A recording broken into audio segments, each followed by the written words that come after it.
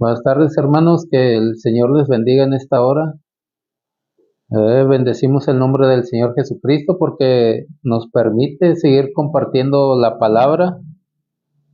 Pues hoy es el último tema para cerrar esta predicación de las puertas del alma basándonos en los hijos de Ismael. Al principio dábamos la referencia del apóstol Pablo de Gálatas, ¿verdad? De que eres una alegoría, lo que es el Sara y Agar, que Sara da hijos para libertad y Agar da hijos para esclavitud, y dice que el mayor perseguía al menor, que es este Ismael, y el menor era Isaac, pero sabemos que el menor Isaac es el hijo de la promesa. Y basándonos en eso es que estamos compartiendo este tema. Y hoy nos toca cerrar el tema con los últimos cuatro hijos de Ismael, cuatro príncipes que decíamos, no son cualquier cosa. Puede empezar la situación como algo como que se parece que no tiene chiste, como decíamos la semana pasada, del chisme. Y como decíamos, cosas que son verdaderas, pero que a veces no nos corresponden decirlas a nosotros, ni extenderlas. Entonces empiezan como cosas sencillas, cosas simples, cosas sin chiste, pero se abre la puerta y cuando menos acuerdas, el hombre ya está sumergido y enredado en un sinfín de problemas. Entonces vamos a dar gracias a Dios, que sea el Espíritu Santo el que dirija las palabras, que se abra la mente, el corazón, que se disponga el corazón a escuchar la palabra de Dios, y vamos a salir bendecidos por la palabra. Padre, en el nombre de Jesús, te damos gracias, bendito Dios, en esta hora. Te damos gracias por tu Espíritu Santo, Señor, porque ya no tiene que bajar desde el cielo, Padre, como aquella vez bajó sobre Cristo en forma de paloma, Señor. Ahora ya está aquí, Señor, entre nosotros, está en medio de nosotros, Señor, porque tú lo dejaste cuando partiste al cielo, Señor. Ahora ya no tenemos que buscarlo en ninguna otra parte más que aquí, invocarlo, Señor, y Él se manifestará, Padre. Por eso te pedimos, Espíritu Santo, que en esta hora tú tomes la mente y el corazón de los que están conectándose, los que están viendo, los que están oyendo, Padre. Y que tú, Espíritu Santo, pongas las palabras correctas. Te damos gracias en el nombre de Jesús. Amén.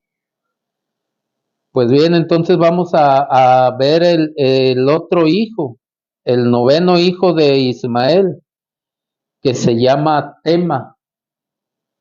Y lo que le decía al principio, que nombres tan curiosos que todos traen una connotación negativa o rara.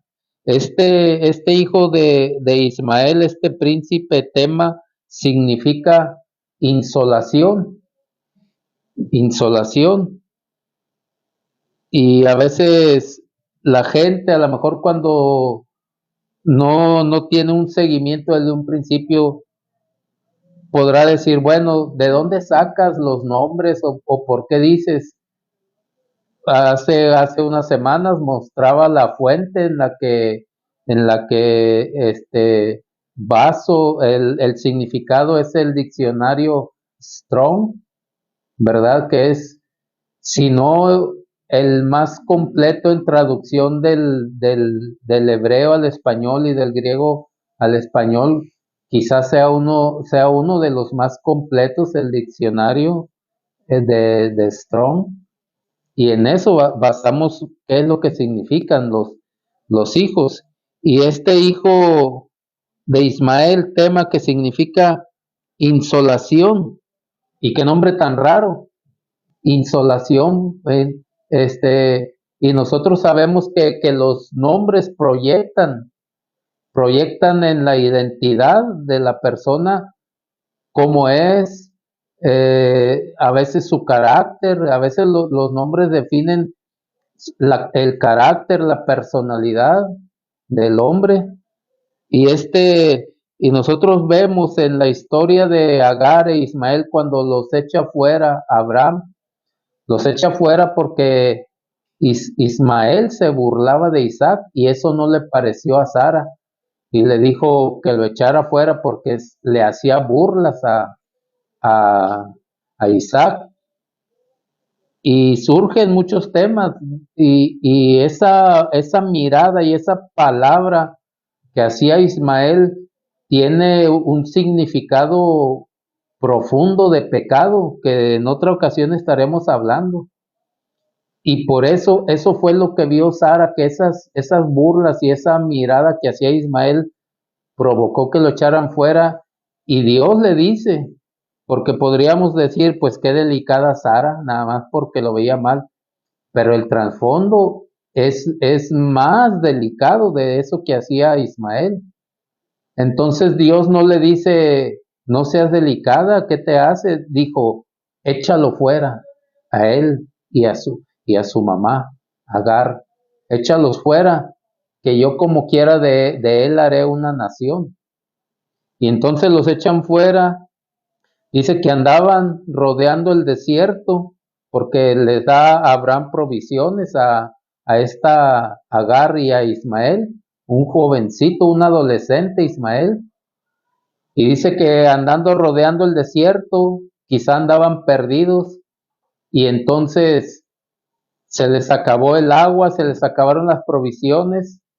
Y dice la escritura, eso nosotros lo podemos encontrar ahí en el Génesis, en el capítulo 21 por ahí, donde dice que Agar deja a Ismael debajo de un arbusto y dice que ella se retira a distancia de un tiro de arco, dice, para no ver morir a Ismael.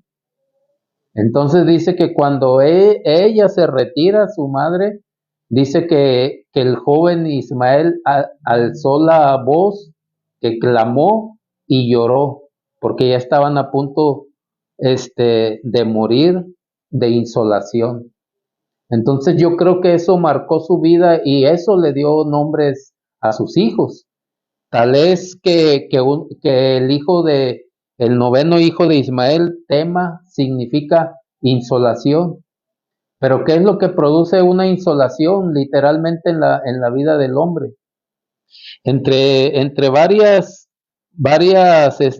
situaciones que produce, una es confusión y otra delirio. Y lo podemos ver en Agar porque dice que ya andaban delirando en el desierto, perdidos, y cuando estaba a punto de morir Ismael, dice que bajó el ángel de Jehová y le abrió los ojos. Mire, el delirio había hecho que perdiera la visión y a unos metros estaba un oasis donde había agua, pero ya la confusión y el delirio que estaban pasando por esa situación de sol en el desierto, hay de cuenta que le nubló la vista a Agar, pero como era la promesa de que también de Ismael iban a ser una nación, entonces por eso el ángel de Jehová bajó y los ayudó y aclaró la mente de Agar y encontraron ahí a metros el oasis. Entonces, dice, la insolación produce confusión y delirio. Y nosotros podemos ver en Primera de Corintios, en el capítulo 14 y en el verso 32 y 33 dice, y los espíritus de los profetas están sujetos a los profetas, pues Dios no es Dios de confusión, sino de paz. Entonces, este príncipe produce confusión y delirio, pero dice el apóstol Pablo que los espíritus de los profetas están sujetos a los profetas, porque no es un Dios de confusión, sino de paz. ¿Por qué confusión? Porque aquí el apóstol Pablo está hablando de profetizar, está hablando de lenguas, está hablando de que no les impidan hablar lenguas, que no les impidan profetizar, pero se ha creado una confusión en torno a este tema. Unos dicen que ya se acabaron las lenguas, unos dicen que ya las profecías ya no son válidas, que porque ya pasó ese tiempo. Lo cierto es que cuando venga lo perfecto, dice el apóstol Pablo, cuando se establezca lo perfecto, todo esto dejará de ser. Pero él empieza a decir que no impidan el hablar lenguas y menos el profetizar, porque eso trae aliento y fortaleza a la iglesia del Señor cuando el profeta o el que profetiza es genuino. Entonces se ha generado una gran confusión y el Espíritu Santo está derramando de los dones, porque ese es un don de lenguas, don de interpretación de lenguas, don de profecías, eh, don de ciencia, todos esos dones que el Espíritu Santo quiere dar, pero la gente se cierra en la confusión porque le dijeron que eso ya no estaba vigente para nuestros tiempos. Y la palabra misma del Señor dice que el Señor es el mismo de ayer, de hoy y mañana. Y cuando se establezca lo perfecto, entonces todo esto lo de los dones, lo de los ministerios, lo de los frutos, se va a cesar porque se establece lo perfecto, pero ahorita hay una gran confusión. Por eso, si tú hablas lenguas y tienes don de lenguas y profetizas y en algún momento te dijeron, eso ya no es y te confundieron, porque obviamente lo dicen autoridades eclesiásticas como pastores que ya no creen en ese movimiento. Aviva el don que hay en ti.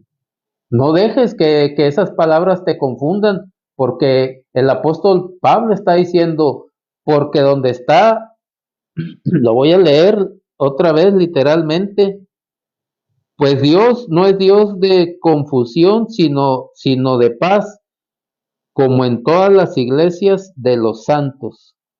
Entonces, Dios no quiere que estés confundido, porque abriste esa puerta donde te dijeron, eso ya no es válido, eso ya quedó obsoleto, eso ya no se usa o está en desuso, porque es un escándalo, porque es un desorden. Por eso el apóstol Pablo, él establecía el orden, hablen dos, a lo más tres, y si a alguien le llega una revelación nueva, calle el otro y que él hable. Por eso hay un orden. No es que se haga un desorden, sino que se permitió un desorden y ahorita han suprimido y han confundido a la gente porque les abrieron esa puerta de la confusión. Pero Dios quiere que nosotros le demos libertad al Espíritu Santo. Quiere que le permitamos al Espíritu Santo que se mueva. Porque el Espíritu Santo no se va a mover a fuerzas.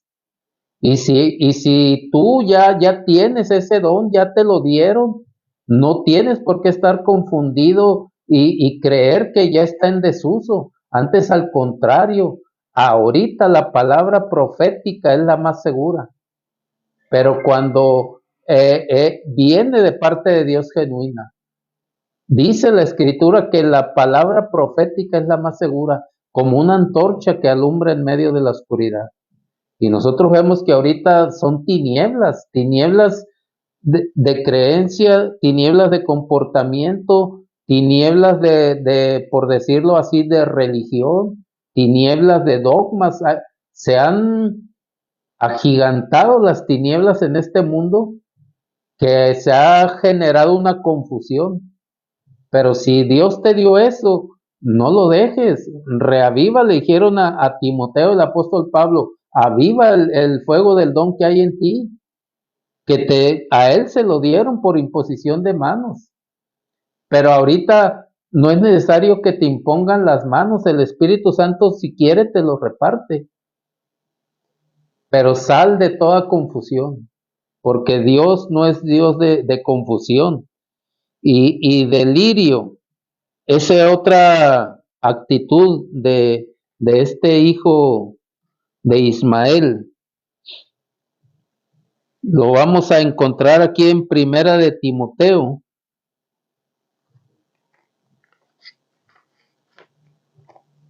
en el capítulo 6, en el verso del 3 al 5 vamos a leer.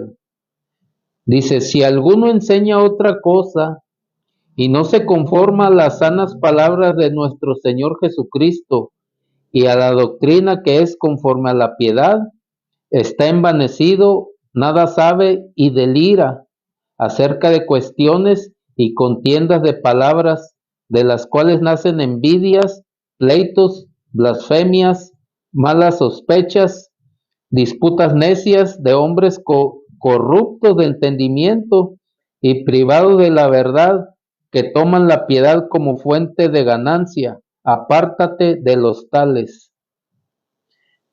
Mire lo que dice, lo que ocasiona actitud. Dice, el tal hombre dice, está envanecido, nada sabe y delira acerca de cuestiones y contiendas de palabras, de las cuales nacen envidias, pleitos, blasfemias, malas sospechas. Entonces, cuando una persona no tiene su entendimiento claro, empieza a discutir cosas y cuestiones. Pero ¿qué era lo que estaba diciendo el apóstol Pablo? Nosotros lo podemos ver desde el capítulo 5 y empieza a hablar de que al anciano exhórtalo, no dice repréndelo, dice exhórtalo como a un padre y al joven como a un hermano. Empieza en el capítulo 5, dice a las ancianas, exhórtalas como a tu madre y a las jovencitas como a tus hermanas con toda pureza. Y empieza a dar una serie de comportamientos acerca de la viuda, acerca de las intenciones de las verdaderas viudas, acerca de las que no son viudas verdaderamente viudas, y empieza a dar todo ese ordenamiento. Gente que no quería trabajar, gente que no quería sujetarse a ayudar en la iglesia, y luego termina diciendo de los esclavos que tenían sus patrones, dice, y sírvanles a ellos también como para Cristo, porque ellos también son de Dios, aunque en aquel entonces se acostumbraba a tener esclavos, ahorita gracias a Dios la esclavitud está abolida, pero eso no quería decir que Dios fuera injusto, porque era una cuestión cultural. Eso del servilismo o de tener esclavos era una cuestión cultural. Por eso el que era cristiano o se convertía al cristianismo siendo esclavo, empezaba a decir, no, pero pues, ¿por qué voy a ser esclavo? Por eso el apóstol Pablo empieza a ordenar todas esas situaciones y se levantaron contiendas y pleitos de palabrerías. ¿Y por qué? Por eso dice, el que, el que, el que se enreda, dice, si alguno enseña otra cosa, dice el apóstol Pablo, de lo que yo he enseñado de los ancianos, las ancianas, los jóvenes, las jovencitas, las viudas, de los flojos que no querían trabajar, de los que tienen patrones, dice, si alguno enseña otra cosa y no se conforma a las sanas palabras de nuestro Señor Jesucristo, mire, avalado por el Señor Jesucristo, aunque pudiéramos decir, pero qué injusto que hubiera esclavos, pero era una cuestión cultural de eso, no porque Dios quisiera que fueran esclavos. Aparte, en Deuteronomio dice que los que tenían esclavos, por decirlo así, los patriarcas, eran muy buenos patriarcas, que incluso había esclavos que no querían salir de la casa y decían, yo quiero seguir sirviendo en esta casa a mi amo, a mi patrón. Y cuando el esclavo quería seguir sirviendo, le agujeraban la oreja con una punta de acero o con una lesna. Pero bueno, Pero había todas ese tipo de pleitos y por eso dice el apóstol Pablo, si alguno enseña otra cosa y no se conforma a las sanas palabras de nuestro Señor Jesucristo y a la doctrina que es conforme a la piedad, mire, hasta el ser esclavo tiene una forma de piedad en lo espiritual. En aquellos tiempos, ¿verdad? Estamos hablando. Dice, está envanecido, nada sabe y delira acerca de cuestiones y contiendas. Entonces había mucha gente perturbada en su mente por lo que el apóstol Pablo mandaba y ordenaba en las iglesias, dando la estructura y formamiento al cristiano. Entonces empezaban a divagar en su mente, a delirar. ¿Y por qué dice esto? ¿Y por qué dice esto de mi madre si es viuda? ¿Por qué lo decía el apóstol Pablo? Porque había viudas que no tenían hijos y dice, ellas sí son verdaderas viudas, que las mantenga la iglesia. Había viudas que todavía tenían hijos y decían, es ellas que las mantengan sus hijos. Ellas no van a ser una carga para la iglesia, que sus hijos las mantengan. Había viudas jóvenes y decía, no, mejor que se casen, porque cuando se les despierten los deseos carnales, el tener un marido, dice, cae en el lazo del diablo. Y todo eso era cuestionable de la gente que empezaba a delirar y empezaba a estar inconforme por lo que el apóstol Pablo decía. Entonces, cuando hay alguna enseñanza que viene de parte de Dios, empiezan las cuestiones necias y empieza la gente a delirar y a divagar, porque es una ordenanza del apóstol Pablo, pero avalada por el Señor Jesucristo y respaldada por el Espíritu Santo. Y aún así, aunque tenga toda la aprobación y el respaldo del Señor Jesucristo y del Espíritu Santo, no está exento el hombre o el pastor o el predicador en nuestros tiempos de que le contradigan a uno lo que habla de parte de Dios. No estamos exentos. Si al apóstol Pablo, todas las luchas que le hicieron, porque él quería ordenar la iglesia conforme a la voluntad del Señor Jesucristo y respaldada por el Espíritu Santo, aún así él tenía contiendas, pero todo el que empieza a contender con palabras necias, viendo que la palabra es verdad, delira en su mente. Y eso es lo que hace este hijo de Ismael, que pone a la gente en delirios de pensamientos, pone a la gente en confusión para que no sigan las enseñanzas de la sana doctrina. Y después hablaremos de la sana doctrina, porque ahorita muchos dicen que la sana doctrina, pero ¿qué es la sana doctrina? Ahorita muchos tienen como sana doctrina eh, las profecías de prosperidad, los grandes proyectos del hombre, pero cuando el apóstol Pablo decía de la sana doctrina, estaba fundamentada en la Torá, que no nos mete a los ritos de la Torá. La sana doctrina no nos mete a los ritos de la Torá o de la ley judía.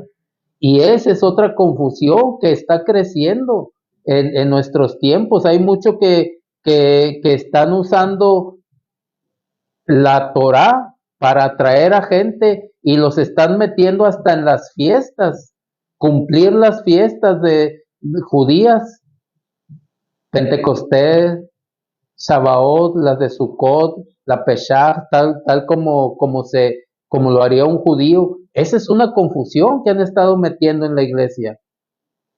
Eso no es sana doctrina. Esas son liturgias del pueblo judío, fiestas, celebridades para ellos. Y todo eso ha creado una confusión en el cristianismo que muchos se están apartando de la sana doctrina del apóstol Pablo y se están metiendo al judaísmo. Se están queriendo convertir al judaísmo mesiánico. Pero aquí hay un peligro inminente en estas vertientes o corrientes del judaísmo, porque muchos no creen en Jesucristo como el Mesías.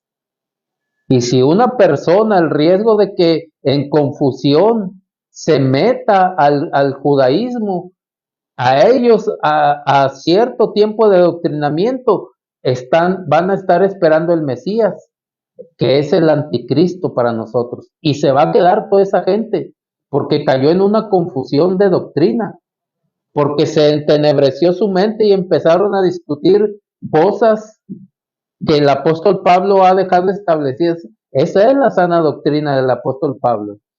No es la sana doctrina tener una mega iglesia y tener 1000, 2000 miembros y decir es que aquí tenemos tantos, somos una mega iglesia, porque estamos en la sana doctrina. Muchas veces son puras pláticas motivacionales que en cierto modo ayudan a la gente a sentirse bien, pero hay mucha confusión, sobre todo ahorita con esas vertientes judaicas, que si el cristiano se aparta de la verdadera doctrina que estableció el apóstol Pablo, lo que dijo el apóstol Pedro, Santiago, que son los escritos que tenemos ahorita, mayormente del apóstol Pablo, porque a él le dieron la estructura de la iglesia. La gente cae en confusión y dice, no, pues deja yo mejor, me apego a la lengua de Dios, el hebreo. Y entonces empieza la confusión, hasta que les meten que Jesucristo no era el Mesías esperado. Y cuando venga el Mesías que todo el judío espera, cualquier rama que se está moviendo ahorita, puede ser mesiánicos, sionistas, cabalistas, filosofías judías y todo eso, que te dicen que Jesucristo no era el Mesías, se va a quedar la gente en la gran tribulación porque confundieron su mente. Y ese es el riesgo que se corre ahorita de quitar los pies de la sana doctrina que tenía el apóstol Pablo. Pero eso es lo que pasa cuando se abren esas puertas de confusión y delirio. Porque al último ya no saben si es verdad lo que dijo Cristo, ya no saben si es verdad que Jesucristo es el Mesías, ya no saben si es verdad si Jesucristo resucitó, porque ya había resurrecciones desde antes de Cristo en las mitologías y ya se vertían todas esas corrientes, por eso niegan la resurrección del Señor Jesucristo y los fariseos dijeron, sacaron su cuerpo, sus discípulos se lo llevaron, niegan la resurrección porque ya había corrientes judías y eso está en los registros históricos. Por eso el Señor Jesucristo dijo, los que antes de mí vinieron, ladrones son y salteadores. Los que antes, ¿quiénes fueron los que antes de él vinieron? Los que dijeron que habían muerto y resucitado al tercer día. Y usted lo puede encontrar en Google o en YouTube. Ahorita tenemos mucha información por estos medios, gracias a Dios, para informarnos y a veces entender por qué el Señor Jesucristo decía ciertas cosas. Cuando Él dijo, los que antes de mí vinieron, ladrones son y salteadores, era porque ya había supuestas resurrecciones de divinidades que morían y al tercer día resucitaban. Ya había como unos 3 o 4, por ahí 5. Por eso no creyeron que Jesucristo había resucitado el tercer día, porque dijeron, este es un falso como los que ya se conocían. Pero eso es lo que causa estas puertas de confusión y de delirio. Entonces, tengamos cuidado, hermanos, porque ahorita parece ser como que tenemos mucha información, pero tenemos que checar de dónde viene y por qué viene esa información, a dónde nos va a llevar toda esa información. Y está el otro hijo, Getur,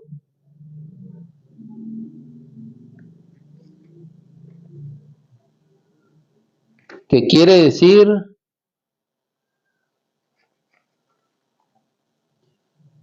circunscrito o encerrado. Y qué curiosos nombres le decía. Pero ¿qué es algo circunscrito o encerrado? Es reducir los límites de algo, reducir los límites, encerrar algo, como de algún territorio, de, de, de, de algún, principalmente eso, de algún territorio, ponerle un límite o encerrar a alguien. Eso quiere decir reducirle los límites. ¿Y qué dice en segunda de Corintios? En el capítulo 3 y en el verso 17, porque el Señor es el Espíritu, y donde está el Espíritu del Señor, allí hay libertad. Y aquí está hablando el apóstol Pablo de los ministros competentes en el Espíritu Santo que llevan a la libertad. Y volvemos a lo mismo, dice en el verso 15, y aún hasta el día de hoy, la palabra está viva y eficaz hasta el día de hoy, hermanos. Por eso dice, y aún hasta el día de hoy, cuando se lea a Moisés, el velo está puesto sobre el corazón de ellos. ¿De quién? De los judíos. Tienen un velo en su corazón para que no entiendan ni reciban las palabras del Señor Jesucristo. Eso ya es algo a propósito de parte de Dios, porque a lo suyo vino y los suyos no le recibieron. Por eso está puesto ese velo. Dice, pero cuando se conviertan al Señor, el velo se quitará. Cuando se conviertan al cristianismo, no al judaísmo mesiánico, porque ellos traen todas esas tendencias todavía, porque es cultural, como decía hace rato, es cultural muchas cosas, porque el Señor es el Espíritu y donde está el Espíritu del Señor, allí hay libertad. Entonces, volvemos a lo mismo, el judaísmo trae un velo en el corazón del hombre. Y todo aquel que quiera meterse a la liturgia judía, a las prácticas judaicas, fiestas y guardar Shabbat practicar el Yom Kippur, el Sukkot o de las cabañas, todo ese tipo de cuestiones traen un velo al corazón del hombre. Y yo creo que es bien claro lo que estamos leyendo. Dice, pero cuando se conviertan al Señor, el velo se quitará, porque el Señor es el Espíritu y donde está el Espíritu del Señor, allí hay libertad. ¿De qué libertad está hablando el apóstol Pablo? De la libertad de las liturgias judaicas, de la libertad de ese comportamiento, ¿verdad? Basado en la ley, que quiere sacarnos el Espíritu Santo, de esas liturgias, que dijo el apóstol Pablo que en nada aprovecha, porque el fin de la ley es Cristo. Ahí lo dice en Gálatas y en Romanos. Dice, el fin de la ley es Cristo. Entonces, ¿de qué nos serviría a nosotros mismos ponernos un cerco? Porque dice que donde está el Espíritu del Señor, ahí hay libertad. Cuando nosotros nos pongamos un cerco de la misma ley, ahí ya no se puede activar el Espíritu Santo. Mire lo delicado que es esto. Cuando nosotros, por eso dice que donde está el Espíritu de Dios, ahí hay libertad. Cuando nosotros mismos nos ponemos un cerco de la ley en nuestra vida, ahí ya no obra el Espíritu Santo. ¿Cómo va a derramar si preferimos las liturgias judaicas que al pueblo de Israel están vigentes y a ellos les aprovecha delante de Dios? Pero dice el apóstol Pablo que el fin de la ley es Cristo. Entonces nosotros no podemos estarnos sosteniendo en algo que no tiene para nosotros un peso como lo es la esencia del Espíritu Santo en nuestras vidas. Eso es lo peligroso. Y a veces no nos damos cuenta porque suena bonito el hebreo. Claro que suena bonito el hebreo, la pronunciación hebrea. Pero como decía en una predicación, unas corrientes judaicas, pon el salero en la mesa para que se vayan las malas vibras. Si anda la gente en pecado, aunque ponga 1 kilo de sal, no se van a ir las malas vibras. Y creemos a veces que por estar en esas creencias que son más que nada esotéricas, que Dios nos va a librar. No es así, hermanos. ¿De qué me serviría a mí decir el narrefanalá si yo ando en pecado? No voy a traer sanidad a ninguna mujer, porque eso fue lo que Moisés dijo para María o para Miriam, su hermana, cuando le cayó lepra porque lo murmuraron. O que yo diga el narrefanaló, como queriendo salvar a un hombre o sanar a un hombre si ando en pecado. O que yo dijera el narrefanalí, como trayendo sanidad a mi vida si ando en pecado. Es imposible que el Espíritu Santo se mueva cuando nosotros usamos liturgias andando en pecado. Por eso dice que el Espíritu trae libertad a nuestra vida. Nos quita todo concepto humano y nos establece en la vida del Espíritu Santo. Que eso es lo que quiere hacer el Señor a través de su Espíritu Santo. Por eso lo dejó aquí en la tierra.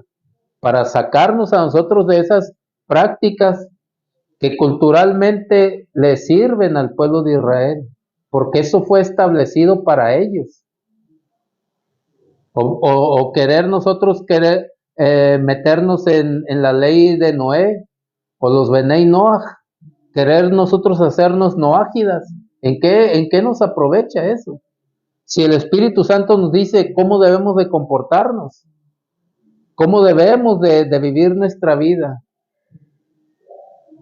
Porque hay corrientes que dicen que para el mundo se estableció el noajismo, porque fueron las leyes que se le dieron a Noaj o a Noé, pero el Espíritu Santo ha restablecido, ha reestructurado a través de la palabra esta que quedó escrita por el apóstol Pablo. Y es a veces muy bonito querer inclinarnos en algo desconocido, algo místico, misterioso, pero a nosotros lo que nos importa es que el Espíritu nos mantenga en la libertad. Y mire este otro hijo de Ismael, Nafis.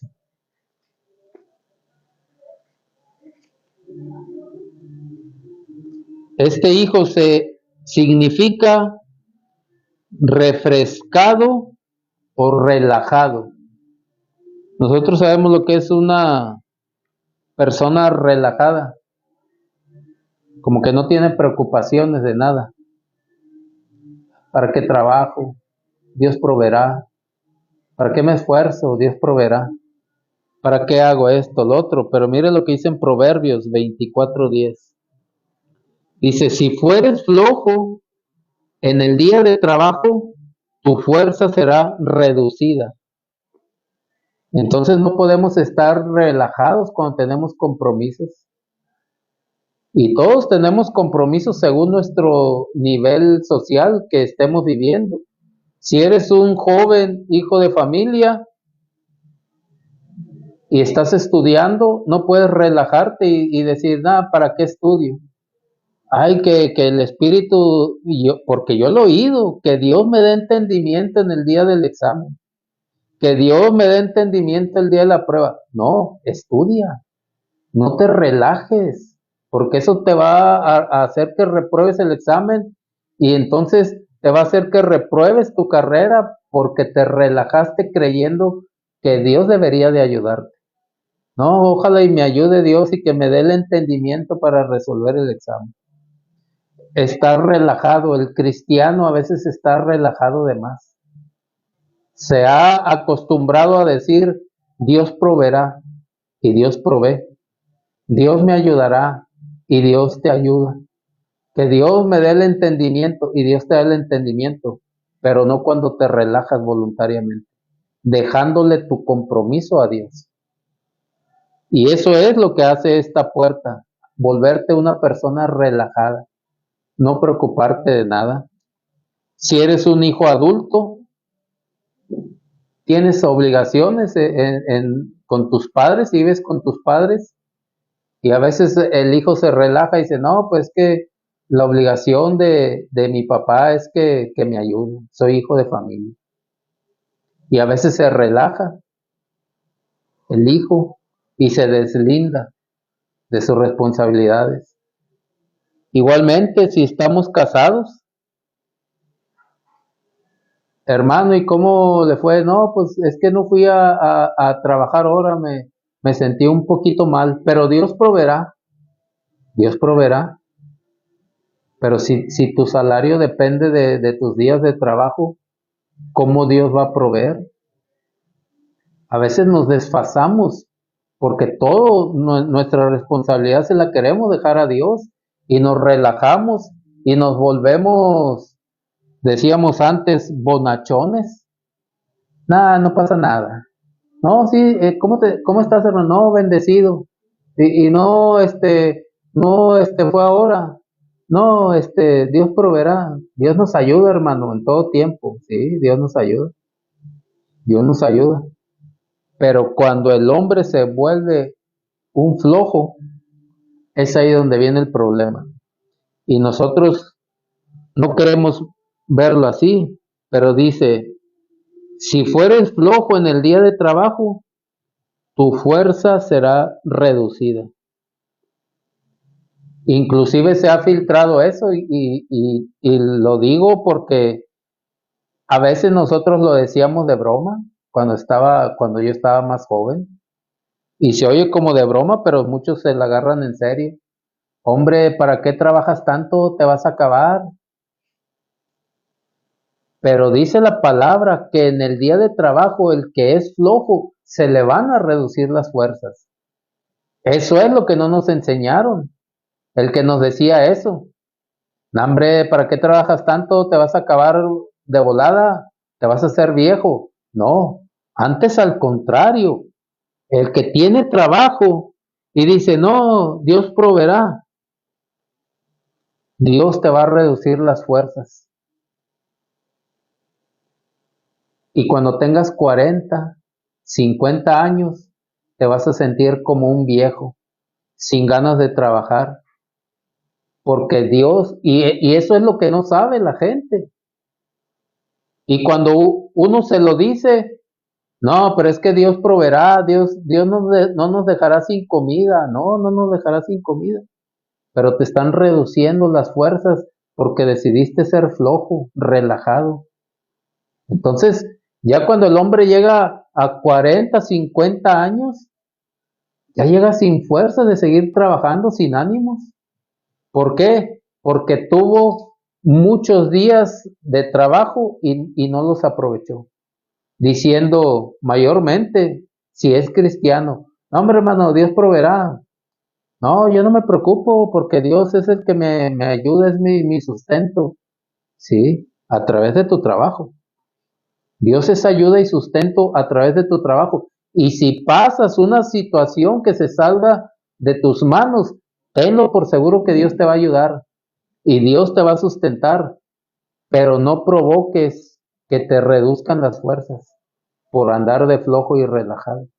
No provoques eso, cierra la puerta, porque eso al final del día te va a traer, si se reducen las fuerzas de un hombre o una mujer por ser flojo, que como le digo, eso no nos lo enseñaron. Si no hubieran enseñado eso, no hombre, ¿para qué trabajas tanto? Te vas a desgastar. Pero ¿sabes de qué? También si no trabajas, Dios te va a reducir las fuerzas, porque estás desaprovechando tus días hábiles de trabajo. Eso no nos lo dijeron. Entonces, cuando llega el hombre a cierta edad, si te reducen las fuerzas, te reducen tu capacidad de productividad. Si te reducen tu capacidad de productividad, aumentan tus preocupaciones. Y si aumentan tus preocupaciones, aumentan los pleitos con la pareja, con los hijos. Y si aumentan los pleitos, terminan divorciándose a veces cuando ya están viejos, que es lo más mal. Y a veces no percibimos así la situación. Nada más nos concretamos a decir, Dios proveerá. No, Dios me ayudará. No, que Dios me dé entendimiento. Carreras se han truncado de jóvenes porque se relajaron y dijeron, nada, Dios me ayuda, o no conocemos, nada, ¿para qué estudio? Deja mejor hago esto. Carreras se han truncado. Y yo lo digo por mi propia experiencia. Yo soy hombre de oficio, que gracias a Dios mi padre me enseñó a trabajar, pero él siempre quiso que yo fuera un ingeniero mecánico y él me dijo, yo te ayudo hasta donde yo pueda.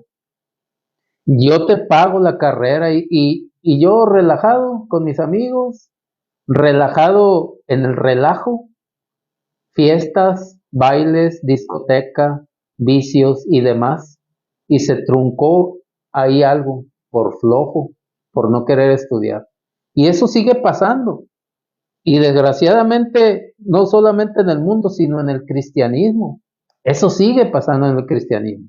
Porque nos hemos escudado en decir, Dios proveerá, Dios me va a ayudar, Dios abrirá puertas, sí, pero si no habíamos leído esto de Proverbios 28, de que nos relajamos de más y nos hacemos flojos, nuestras fuerzas se van a disminuir.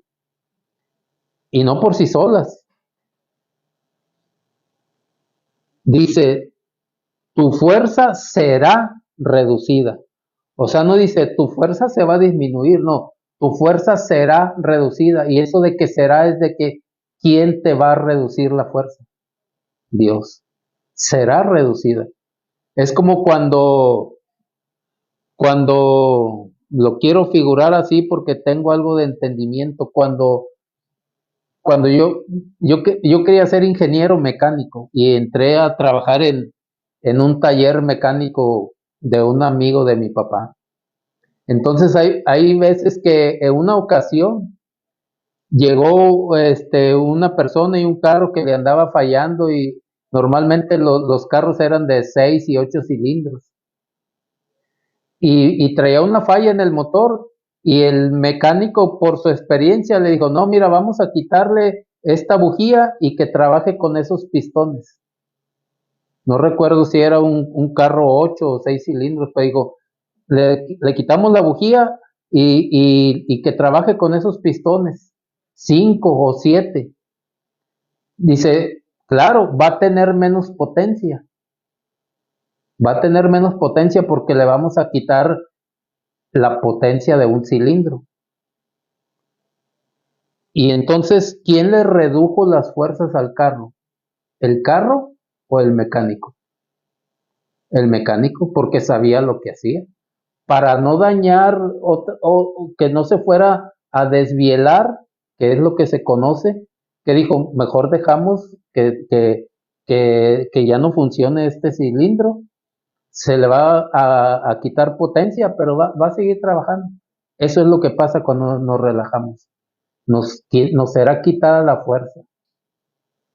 Y a veces no lo entendemos así, pero hay que cerrar esas puertas. Otro hijo, Nafis, no, perdón, Sedema, el último hijo de Ismael, que es proyectarse uno mismo. Ya como que va viendo hacia dónde se dirige este nombre. Proyectarse uno mismo. Ahorita hay mucha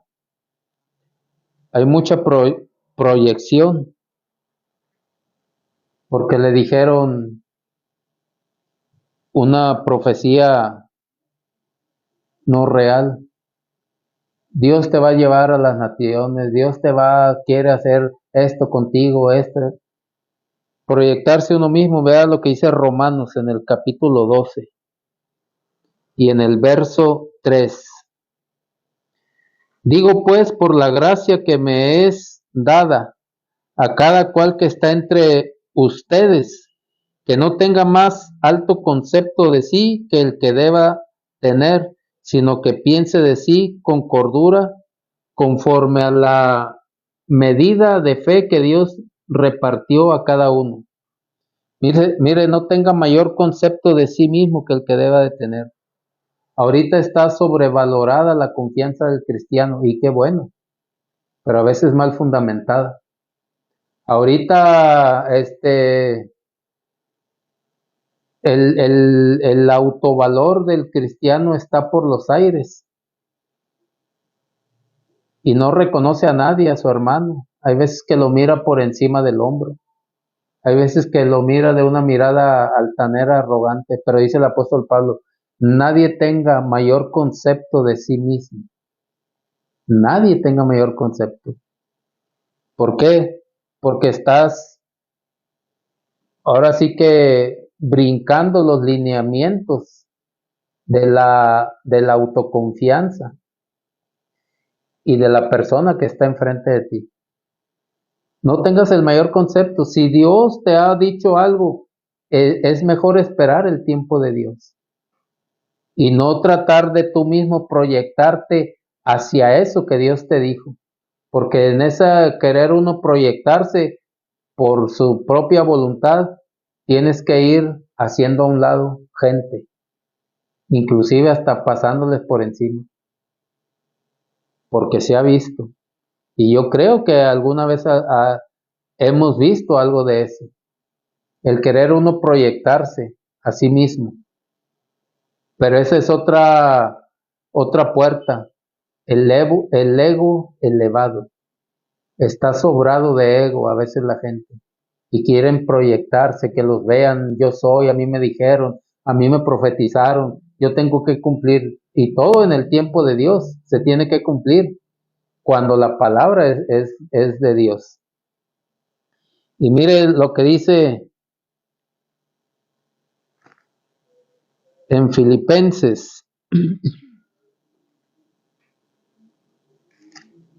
en el capítulo 2 y en el verso 3, dice, nada hagan por contienda o por vanagloria, antes bien con humildad, estimando cada uno a los demás como superiores a él mismo.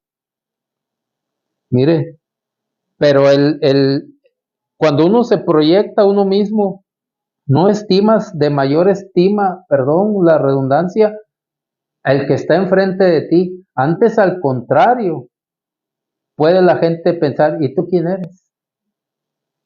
¿Tú quién eres? Pero nosotros tenemos que cerrar esas puertas, hermanos. Ya por cuestión del tiempo, ya voy a ir cerrando el tema, pero debemos de ser cuidadosos. Tenemos que cerrar esas puertas que se abren, que ya se han visto tan común en estos tiempos. Está sobrado de ego la gente, está sobrado el chisme, está sobrado el ser relajado, Dios proveerá. Todo eso está sobrado, pero son puertas abiertas que a final de cuentas van a afectar el alma y van a afectar nuestra vida. Así es de que tengamos cuidado, hermano, qué puertas abrimos. Yo quería mencionar algo. Ayer orando, estábamos orando. Tenemos un horario de oración, pero ayer era más temprano. Iban a ser las 9 de la noche. Y le digo a mi esposa, pues vamos a orar de una vez, falta una hora, pero vamos a orar. Y nos pusimos a orar, estábamos buscando la presencia de Dios.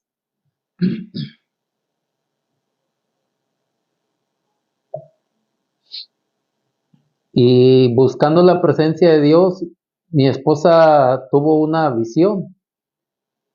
Mi esposa tiene un don en el cual, como decía hace un momento, hay mucha confusión y se han tratado de apagar.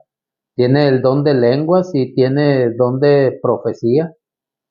Entonces, en eso que estábamos orando,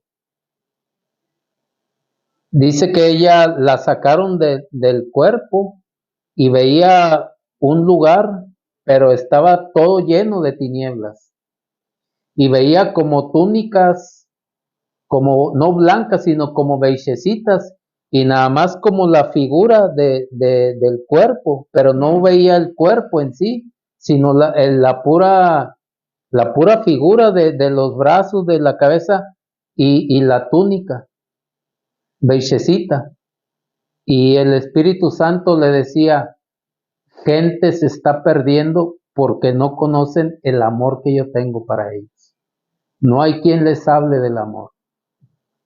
Y eso es cierto, ahorita te pueden hablar de propósitos, te pueden hablar de asignaciones, te pueden hablar de dimensiones, te pueden hablar de asignaturas, te pueden hablar de prosperidad, pero ahorita se ha dejado de lado el hablarle a la gente del amor de Dios.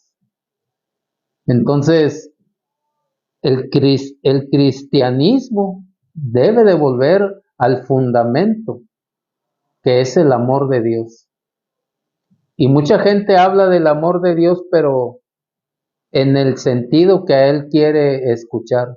Por ejemplo, no te preocupes, seas como seas, no importa lo que hagas, Dios te ama. Esa es parte, pero no es la esencia del amor de Dios. Porque si el hombre no se preocupa y sigue haciendo lo que siga haciendo, porque eso se dice con relación al pecado, va a pasar que Dios va a perder la paciencia y va a venir el embarazo. Nadie habla de eso. O ya no quieren hablar de eso porque se van los congregantes, ¿no? Al congregante háblale de su vida, cómo va a ser prosperada, háblale de los proyectos que Dios tiene para él, háblale de cuán grandes cosas quiere hacer Dios con él. De eso háblale ahorita a la gente. Eso es lo que quiero oír. Pero el Espíritu Santo le decía ayer a mi esposa en esa visión, gente se está perdiendo sin conocer mi amor. Y nosotros somos responsables de que la gente conozca el amor de Dios. Nosotros que compartimos la palabra de Dios y los que ya conocen la palabra de Dios, los que no tienen esa responsabilidad de Dios de pararse en un púlpito o de pararse detrás de una cámara, de un micrófono, que eres un congregante, tienes la misma importancia para Dios de hablar de su amor a otra gente. La única diferencia es que nosotros tenemos un poco más de responsabilidad al enseñar la palabra de Dios. Pero tú tienes la misma responsabilidad en cuanto a enseñar el amor de Dios, porque gente se está perdiendo. Y lo peor del caso es que se están yendo al infierno. Porque nos hemos enfocado tanto en nuestro bienestar, en nuestra superación personal. Y dicho sea de paso, eso es lo que se está hablando ahorita. Superación personal, no vida espiritual. Así es de que, hermanos, atendamos a los principios. Si quiere verlo como los principios básicos, qué bueno, porque lo básico es lo que le da una base, una plataforma a todo lo que se desplante arriba. Dijo el apóstol Pablo, yo puse el fundamento, la base, lo básico, cada quien mire cómo sobreedifica encima. Entonces somos responsables de dar a conocer el amor de Dios y de seguir compartiendo su palabra. Así de que hermanos, que el Señor les bendiga y primeramente Dios estaremos viendo el tema que Dios quiere que compartamos. El Señor les bendiga, hermanos.